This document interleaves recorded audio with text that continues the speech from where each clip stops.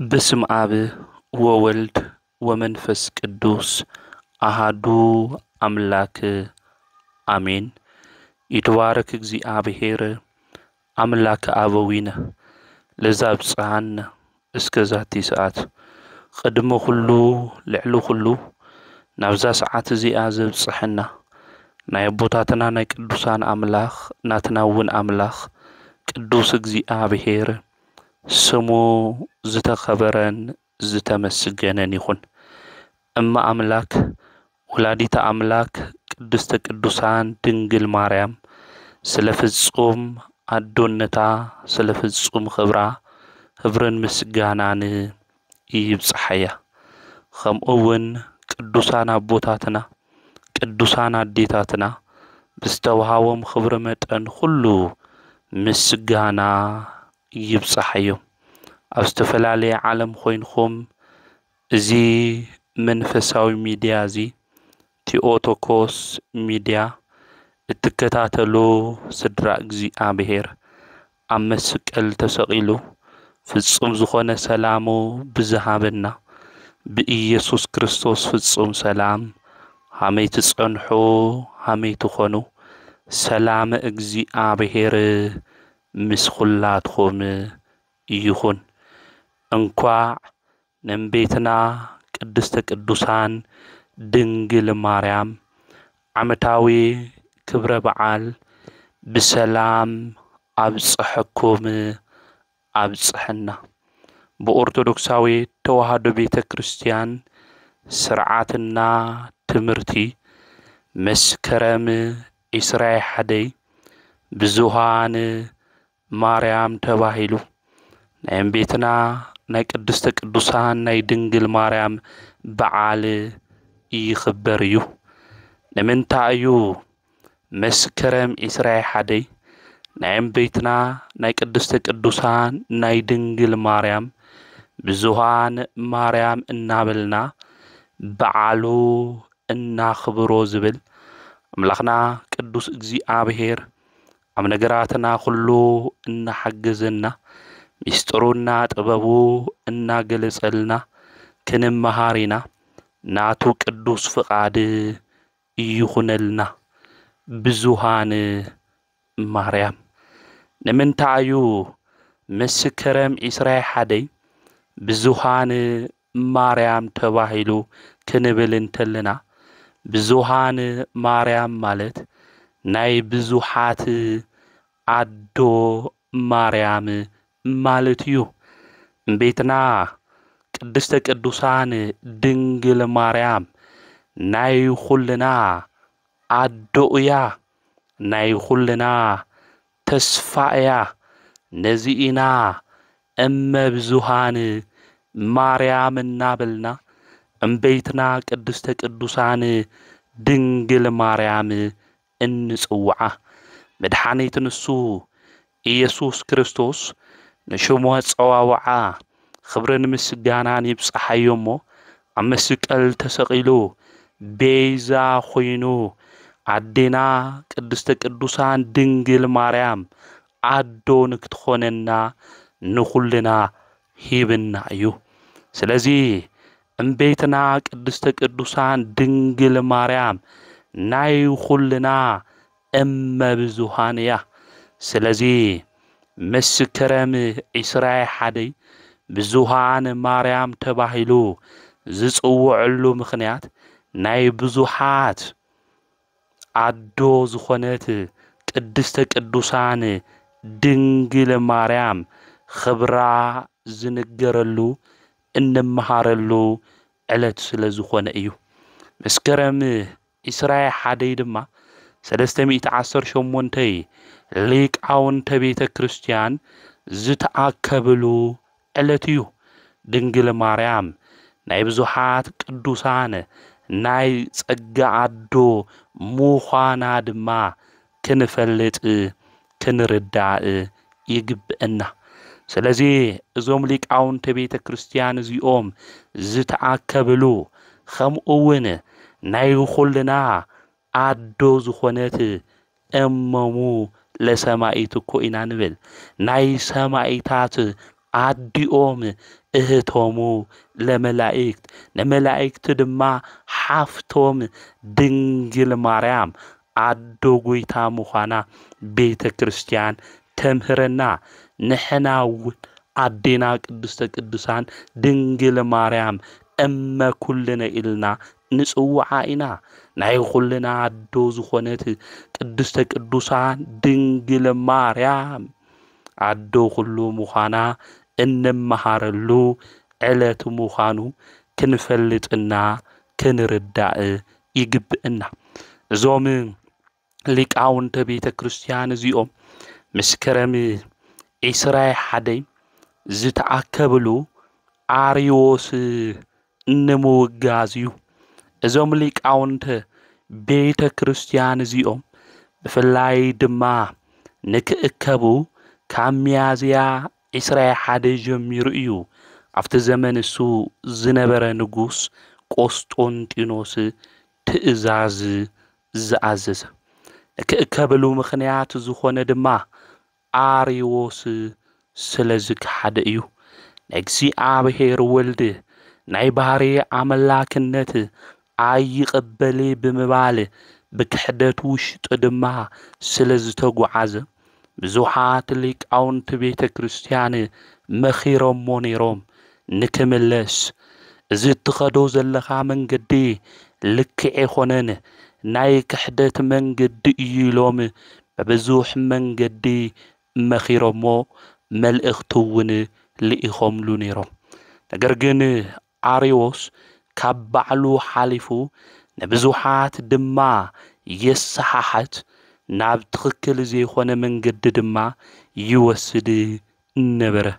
ናይ አርዮስ ክሕደት ብሊቃውንቲ ማእኸል ድማ ምፍልላይ ፈጠረ ኣብዚ ግዜ እዚ ንጉስ ዝነበረ ዓብይ ንጉስ ቆስጠንጢኖስ ድማ ኣብቲ ግዜ እሱ ኣብያተ ጣዖት ይተዓጽዋ ኣብያተ ክርስቲያናት ድማ ይከፈታ ዝብል አዋጅ ዝነገረሉ ግዜ እዩ ነይሩ ኣብዚ ግዜ እዚ ድማ ቆስጠንጢኖስ ንጉስ ነቶም ሊቃውንቲ በብዓዶም ዘለው ንክእከቡ መልእኽቲ ኣመሓላለፈ ናይ ሃይማኖት ጉባኤ ኣብ ኒቅያ ምእንቲ ክግበር ብዚ ምኽንያት እዚ ድማ ካብ መስከረም 21 ጀሚሩ እስካብ መስከረም 21 ለሎ ንክእከቡ ማለት እዩ ካብ ሚያዝያ ኣይቱ ጻውዒት 21 መጽኡ እስካብ መስከረም 21 ድማ ንክእከቡ እስካብ መስከረም 21 ድማ 2348 ሊቃውንቲ ኣብ ኒቅያ ተኣኪቦም አውዚ ኣብ ኒቅያ ንክእከቡ ብፍላይ ድማ ኒቅያ ዝተመረጸትሉ ምኽንያት እንታይ እዩ ክንብል እንተለና ጳጳስ ምስ ማሕበረ ካህናቱ እቲ ንጉስ ድማ ምስ ሰራዊቱ ብደንብ ጌራ እትሕዝ ሰፊሕን ምቹው ቦታ ስለዝነበረት እዩ ስለዚ ኣብ ኒቅያ ጉባኤ ንክካየድ ምኽንያት ዝኾነሉ እዚ እዩ ብጉባኤ ካብ ዝተኣከቡ ሊቃውንቲ ማእኸል ድማ ከም ቅዱሳን ሐዋርያት ሙታን ዘልዕሉ ለምጽ ዘንጽሁ ሓንካሳታት ድማ ንክጓዓዙ ከምኡውን እግሮም ንክድሕኑ ዝገበሩ ዕውራን ዓይኖም ከብሩ ዘብርሁ ድውያን ድማ ዝፈወሱ ፍሉይ ዝኾነ ተኣምር ዝገበሩ ሊቃውንቲ ነይሮም እዮም ከምኡውን ስለ ሃይማኖቶም ኢሎም ዓይኖም ዝፈሰሰ እግሮም ድማ ዝተቆረጸ ከም ቶማስ ዘመርዓስ ዝበሉ ድማ አካላቱ ሁሉ ተቆራሪጹ ተወዲኡ ብቅርጫት ደቀ መዛሙርቱ ዘምጽዎም ሊቃውንቲ ተረኺቦም እዮም እዞም ሊቃውንቲ እዚኦም ስዋኤ ሒዞም ጸሎት ድማ ምስ ገበሩ ሕዳር 9 በንጉስ ቆስጠንጢኖስ ሊቀ መንበርነት በእለእስክንድሮስ አፈ ጉባኤነት ጉባኤ ተጀመረ እንት ንጉስ ድማ ነቶም ሊቃውንቲ ከም ዝበሎም ስምኹምን ዝመጻኹምሉ ዓድን ሃይማኖትኹምን ጽሒፍኹም ሃቡኒ ኢሉ ተናገሮም። ኣብዚ ግዜ እዚ 2348 እዮም ነይሮም። ካብኣቶም ማእኸል ድማ 318 ሊቃውንቲ ሃይማኖቶም ክገልጹ እንተለዉ ከም ሓደ ልቢ መኻሪ ከም ሓደ ቃል ተናጋሪ ኮይኖም ዘውሪ ምስለ አብ በመለኮቱ ወልድ ምስ አብን ምስ መንፈስ ቅዱስን በመለኮት ብስልጣን ብፍቃድ ብህልውና ሓደ ኢሎም ጽሒፎም ሃብዎ። እቱ ንጉስ ሃይማኖት ከም 318 ሊቃውንቲ ይኹን ኢሉ አዋጅ ድማ ክንገር ገበረ። እዞም 318 ሊቃውንቲ ድማ ብጉባኤ ንአርዮስ ረቲዖሞ ከምኡውን የመለሲ ስለ ዝበለ አውጊዞም ፈለይዎ። ንአምን ባህዱ አምላክ በሓደ አምላክ ንአምን ኢና ዝብል ናይ ሃይማኖት ጸሎት ናይ ሃይማኖት መሰረትን ካልኦት ናይ ሃይማኖት ውሳኔ ድማ ደንገጉ። እዞም ሊቃውንቲ እዚኦም ጉባኤ ዘካየድዎ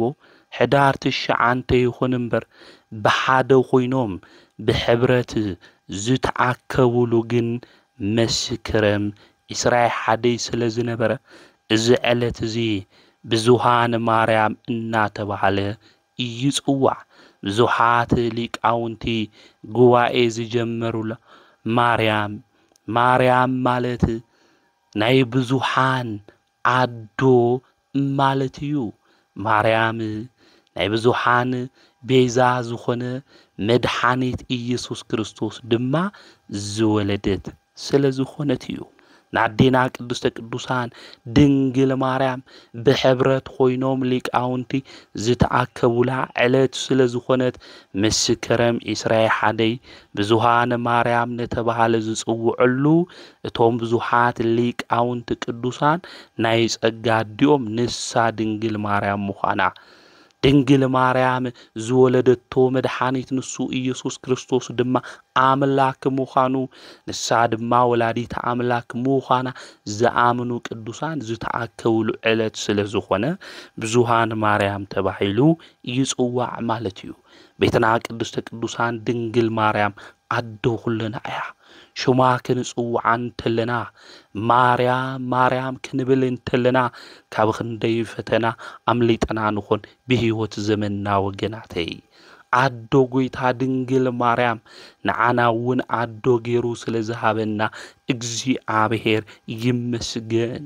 ባዶነታ ዘይትሕፍር ቅድስት አዶ እያ ድንግል ማርያም። ክንልምና እንተለና እትርህርህልና ርህርህተ ህሊና እያ ድንግል ማርያም። አፍቅሮተ ሰብ ልማዳ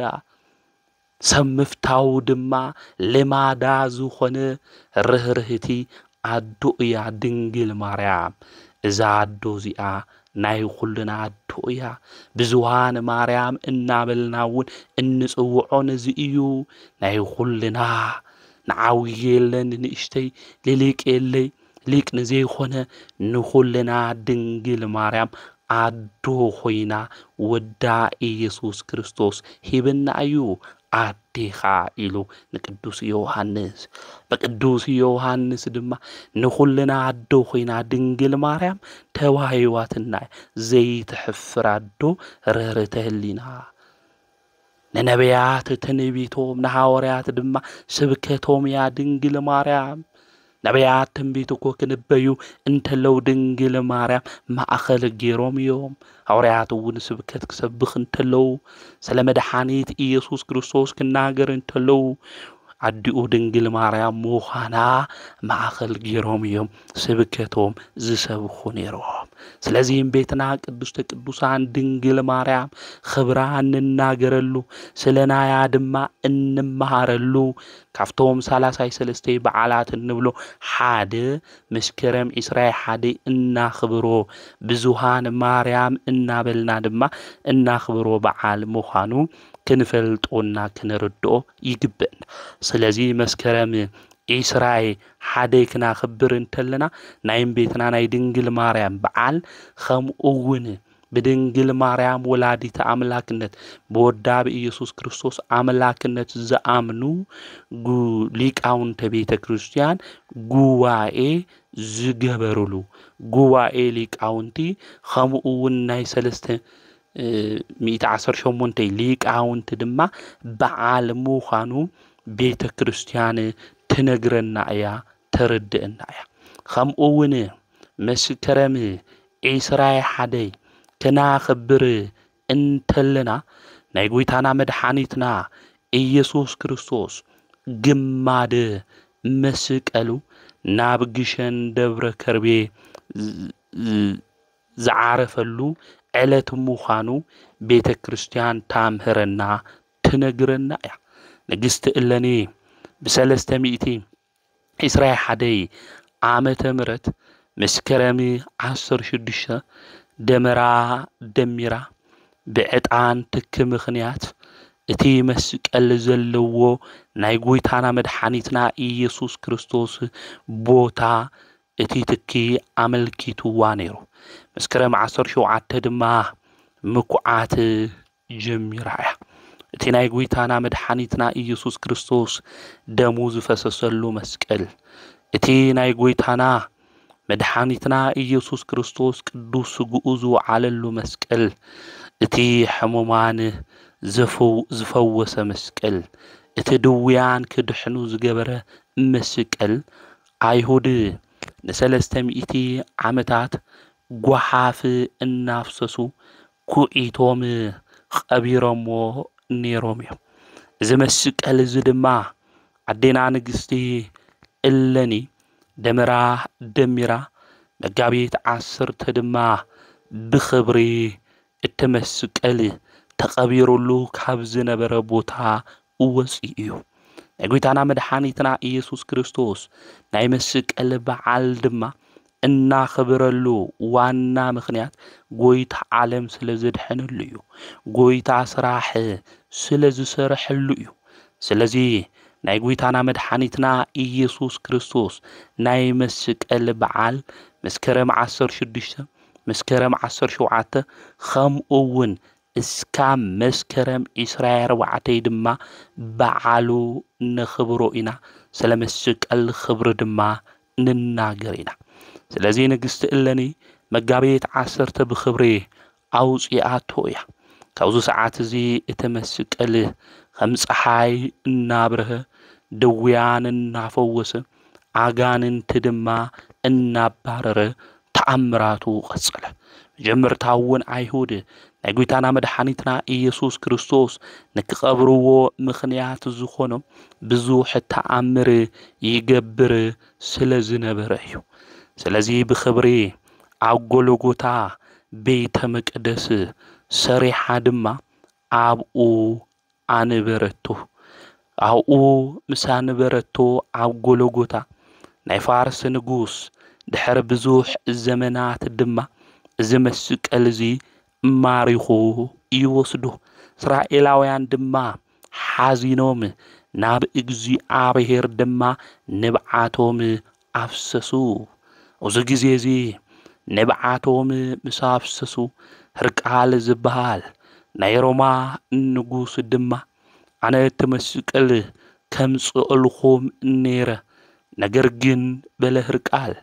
ساب زقتله أدم لكعو يوصوم يزبل أنا دم عزك جبريخ اللي نبله في زمن السوز نبرو عب عالم زنبرو كريستيان كلهم ناتخا صومون وسيدنا كنس أمول خاينا إلهم قال عتو سلهرك عالي لهم دما مسك ألوم دما انتي كامل سلوم حتى أم دما افتقزيسو زي سمعهم ناي روما نقوس سلز نبره ምእመናን ሓደ ሰሙን ኣብ ጾምና ኣብ ጸሎት ነበሩ ኣብዚ ግዜ እዚ ሕርቃል ድማ ተመስቀሎም ካብ ፋርስ ንጉስ ኣሸኒፉ ብዓወት ድማ ኣምጽኦ ኣብዚ ግዜ እዚ ክርስቲያን ኩሎም ተኣኪቦም ሽግ ሰሪሖም እናብርሁ ድማ ብዕልልታን ብዝማሬን ድማ ተቀበልዎ ነዚ ኢና መስቀል ሽግ ሰሪሕና ኣብቲ ግዜ እሱ ድማ መብራእቲ ኣብሪሂና እቲ በዓል እናኽብሮ ካብዚ ዝመጸ ትውፊታዊ ምዃኑ ምፍላጥና ምርዳእ እየድሊ እዩ እዚ ናይ ሕርቃል ጾም ድማ ክርስቲያን ዝጾምዎ ቤተ ክርስቲያን ኣብ ዓብይ ጾም ኣብ መጀመርታ ሰሙን ንክንጾሞ ድማ ትእዝዘና እያ ናሕርቃል ዝመስቀል እዚ ብዚ ምኽንያት እዚ ናብ ኢየሩሳሌም ምስ መለሶ ብፍላይ ናይ ጎይታና መድሓኒትና ኢየሱስ ክርስቶስ መስቀል ነበረከት ኢሎም ተኸፋፊሎሞ ነይሮም እዮም ኣብቲ ዘመን እሱ ድማ ናብ እስክንድርያ መጺኡ ነይሩ እዩ ናብ እስክንድርያ ዝመጸ ግማደ መስቀል ድማ ንብዙሕ ዘመናት ኣብኡ ተቐሚጡ እዩ ኣብኡ ክቕመጥ እንተሎ ድማ ብፍላይ ክርስቲያን መከራ ይበዝሖም ነይሩ ካብ ኣሕዛብ ኣብቲ ኣብ እስክንድርያ ዝነበሩ ክርስቲያን ድማ ብፍላይ ብ14 ክፍለ ዘመን ንጉስ ንዝነበረ ንሃፄ ዳዊት ድማ ናብ ዓድና መልእኽቲ ለኣኽሉ ንሱ ድማ ሰራዊቱ ሒዙ ተላዒሉ እቶም ክርስቲያን እሶም ከድሕኖም ድማ ደለየ ኣቐዲሙ ድማ መልእኽቲ ለኣኸ እዚኦም ኣሕዋትኹም እዮም ንምንታይ ኢኹም መከራ ተብዝሕሎም ነገር ግን ንዞም ክርስቲያን እዚኦም መከራ ተብዝሕሎም ነፃነቶም ሃብዎም እዚ እንድሕር ዘይገይርኹም ግን መጽኤ ዓድኹም ከጥፍኦ እየ ኢሉ ተናገሮም እቲ ግዜ እሱ ኣብ ግብፂ ዝነበሩ ኣሕዛብ ፈርሑ ብሰላም ክንነብር ኢና ተሰማዓሚዕና ኢና ኢሎም መልእኽቲ ክልእኽ እንተለዉ ኣመሃ ገይሮም ዝለኣኽዎ ብዙሕ ሽሕ ዝኾነ ወርቂ እዮም ናብኡ ልኢኾምሉ እቲ ንጉስ ሃፄ ዳዊት ኣብ ዝነበረሉ ግዜ ድማ ብፍላይ ኣብ ዓድና ጥሜት ዝነበረሉ ግዜ እዩ እቲ ህዝቢ ድማ ብጥሜት ኣብ ስቅያት ውሽጢ ዝነበረሉ ግዜ ስለ ዝነበረ ዘመንፈሳዊ የዋህ ዝኾነ ንጉስ ድማ ብሓዘን ውሽጢ ናብ እግዚአብሔር ብጸሎት ድማ የምልክት ነበረ ኣብዚ ግዜ እዚ እቲ ወርቁ እኳ እንተለኣኽሉ ንሶም ስለ ዝተዓረቁ ብጣዕሚ ደስ ኢልዎ እቲ ወርቆም ግን መለሰሎም ምኽንያቱ ኣብ ግብፂ ናይ መድሓኒትና ናይ ኢየሱስ ክርስቶስ መስቀል ግማድ ነይሩ እዩ ስለዚ ኣብ ዓድና ድማ ጥሜት እዩ ዝጥሜት ዝንክውገድ ድማ ብጸሎትና ብእግዚአብሔር ከምልክት እንተሎ ሓደ ባህታዊ መጺኡ ከምዚ ኢልዎም ነይሩ ናይ ጎይታና መድሓኒትና ኢየሱስ ክርስቶስ መስቀል ምጺኻ ኣብ ዓድኻ ኣብ ኢትዮጵያ ቤተ ክርስቲያን ኣስሪሕኻ እንድሕር ቀሚጥኻዮ እቲ ጥሜት ኩሉ ካብ ህዝብኻ ክውገድ እዩ ኢሉ እቲ ባህታዊ ካብ እግዚአብሔር ተላኢኹ ነዚ ንጉስ እዚ ነጊርዎ ነይሩ ስለዚ ሃፄ ዳዊት ድማ ገጸ በረከት እቲ ዝለኣኽሉ ወርቂ መሊሱ ከምዚ ዝብል መልእኽቲ ድማ ናብ ግብፂ ለኣኸሎ ናይ ጎይታና መድሓኒትና ኢየሱስ ክርስቶስ መስቀል ለኣኹለይ ኢሉ መልእኽቲ ለኣኸሎ መልእኽቲ ክልእኸሎም እንተሎ ድማ ብዝተኣዘዝዎ መሰረት መስቀሉ ሒዞም ናብ ሃፄ ዳዊት ድማ ይመጽለው ምዃኖም ፈሊጡ ሰራዊቱ ሒዙ መስቀል ንክቕበል ድማ ጉዕዝኡ ጀመረ ሃፄ ዳዊት ኣብ ሰናር እትበሃል ኣብ ሱዳን ቦታ ምስ በጽሐ ብፍላይ ናይ ጎይታና መድሓኒትና ኢየሱስ ክርስቶስ መስቀል ክቕበል እዩ ኸይዱ ነይሩ ነገር ግን ካብ በቕሉ ወዲቑ ጥቅምቲ 9 ድማ ብሞት ተፈለየ ኣብዚ ግዜ እዚ እቶም ሰራዊት ተደናጊጾም ناقويتانا مدحانيتنا إيسوس كريستوس مسكال أو قميتهم نايهاز داويت عسكرين حيزوم تملسو اتمسكال عب سنار سلزنبرة ودو هاسئ زرعا قودما عب إيتوبيا مسنقس إذا مسكال زي حيزو ومس زي أهوهر دنبا عنبر مسكالي بديب مسكال بلو مسكالي عم مسكالي يابو تادما عقمت إلو نتنقوس زي أهوهر مسنقرو عب دشان دبر كربي دما اتمسكالسو بيت مقدس أسرحو تابوت ماريام دما اتيو لولت بيت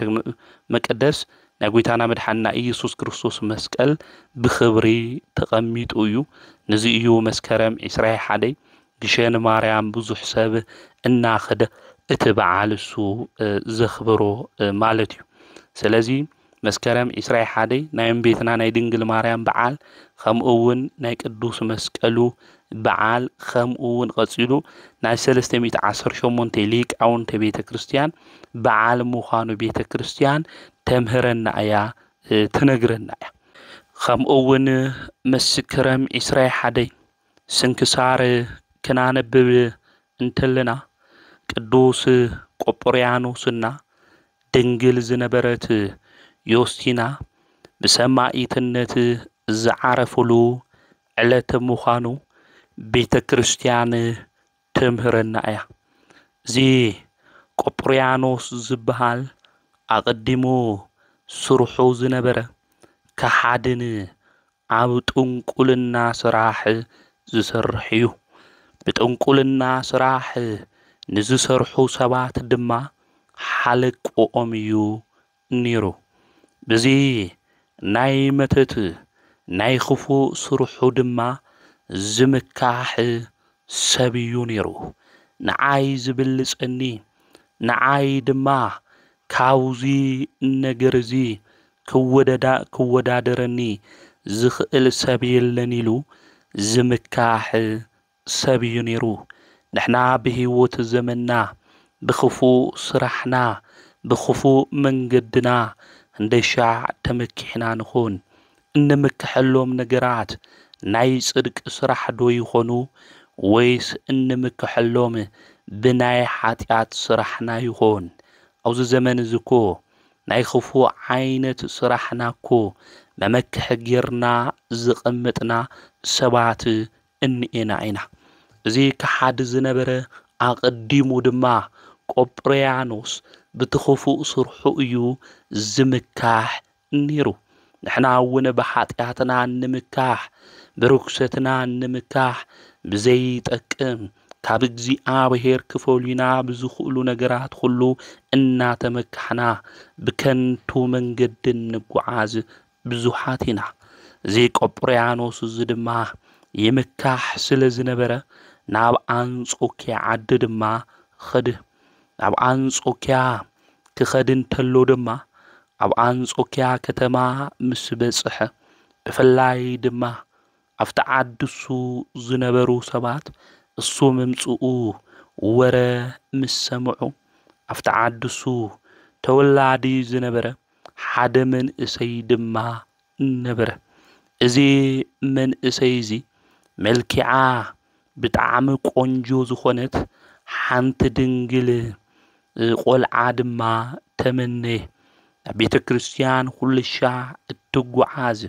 بفقر اجزي آوهير دما من قدات تقوعاز سبيع إذا سبزي آدما كافت من قداسو كوسعا يدلي نبر نقرقن جنزبو انتافسس ببزوح نقرات كوا تفرارحة متت كوا انتسرح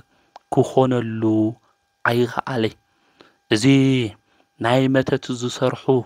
بتنقلنا دما زقعازو بتخفو سرحو دما زمكاح قبريانوس دما نابو عد ممسؤو مسمع دما بتعام دس بلو نابو خيدو دما خمزيلو تناقرو ሓንቲ ድንግል ሰበይትንያ ዮስቲና እትበሃል በብዙሕ ነገር ድማ ሞኪረ እየ ክኾነለይ ድማ ይኽዓል ኢሉ ተናገሩ ኣብዚ ግዜ እዚ ቆጵርያኖስ ከም ዝበሎ ናይ ልብኻ ድሌት ክፍጽመልካ እየ እየትሕዘን ኢሉ ተናገሩ ድሕርዚ ናብ ዮስቲና ድማ ብዙሓት ናይ ኣጋንንቲ መንፈስ ቆጵርያኖስ ድማ ለኣኸ ነገር ግን ናብኣ ክልእኽ እንተሎ እዞም ኣጋንንቲ እዚኦም ናብኣ ክቐርቡ ይኽኣሉ ምኽንያቱ ካብ ጸሎታ ዝተልዓለ ይቃጸሉ ነበሩ ንሕና ብህይወት ዘመንና ብጸሎት መንገዲ ንጓዓዝ እንድሕር ኮይና ጸሎት ድማ ምስ እግዚኣብሔር እንነጋገረሉ እዩ ወገናተይ ስለዚ ንሕና ምስ እግዚኣብሔር እንነጋገር እንድሕር ኮይና ብጸሎት ናይ ኣጋንንቲ ሰራዊት ንዓና ከሽንፉና ይኽእሉን እዛ ዮስቲና ጸሎት ትጽሊ ስለ ዝነበረት ምስ ኣምላኻ ምስ እግዚኣብሔር ትነጋገር ስለ ዝነበረት ጥቡቕ ዝኾነ ርክብ ድማ ምስ እግዚኣብሔር ስለ ዝነበራ ብጸሎታ ናብኣ ዝተልኣኹ መናፍስት ተቓጺሎም እዮም ዝምለሱ ነይሮም ንሕና ብህይወት ዘመንና ናይ ኣጋንንቲ ተልእኾ ፈጸምቲ ኮይና ኣብ ዘይረብሕ ዓለም ኩሉ እንደክም ብዙሓት ኢና ናይ ጸሎት ስንቂ ሒዝና እቶም ናዮም ተልእኾ እንፍጹም ዝገብሩና ዘለው ሰራዊት ኣጋንንቲ ብጸሎት ሓይሊ ክነሽንፎም ይግብአና ስለዚ እቶም ናይ ኣጋንንቲ ሰራዊት ንዓ ከሽንፍዋ ኣይኽኣሉ ኣብዚ ግዜ እዚ ቆጵርያኖስ ንምንታይ እዩ በለ ኣነ ንዓ ኣጋንንቲ ጸዊዐ ከሽንፋ እንድሕር ዘይኽኢለ ክርስቲያን ክኾን እየ ኢሉ ኣብቲ ግዜ እሱ ተናገረ ድሕርዚ ናይ ሰይጣን ሓለቃ ዝኾነ ክሽምግሎ ድማ ሓሰበ ናብኡ ድማ መጽእ ናብኡ መጺኡ ድማ ዮስቲና ከተሸንፋ ኢኻ ዮስቲና ከምቲ ዝሓሰብካዮ ክኾነልካ እዩ ኢሉ ብዮስቲና ኣምሳል ተመሲሉ ንቆጵርያኖስ ድማ ብምትሃት ተራእዩ እዚ ዝገብር ዘሎ ናይ ሰይጣን ሓለቃ እዩ ኣብዚ ግዜ እዚ ናብ ቆጵርያኖስ ብምትሃት ዮስቲና መሲሉ እቲ ጋኔን መጽእ ኣብዚ ግዜ እዚ ቆጵርያኖስ ብጣዕሚ ደስ በሎ ክቕበላ ድማ ተለዓለ ኣብዚ ግዜ እዚ ከምዚ ኢሉ ድማ ተናገረ ናይ ደቂ ኣንስትዮ እምቤት ዝኾንኺ ዮስቲና ብምምጻኺ ጽቡቕ ኢሉ ሹማ ክጽውዕ እንተሎ ብናያ ኣምሳል ዝተመሰለ ሰይጣን ከምትኪ በኒኑ ኸደ ኣብዚ ግዜ እዚ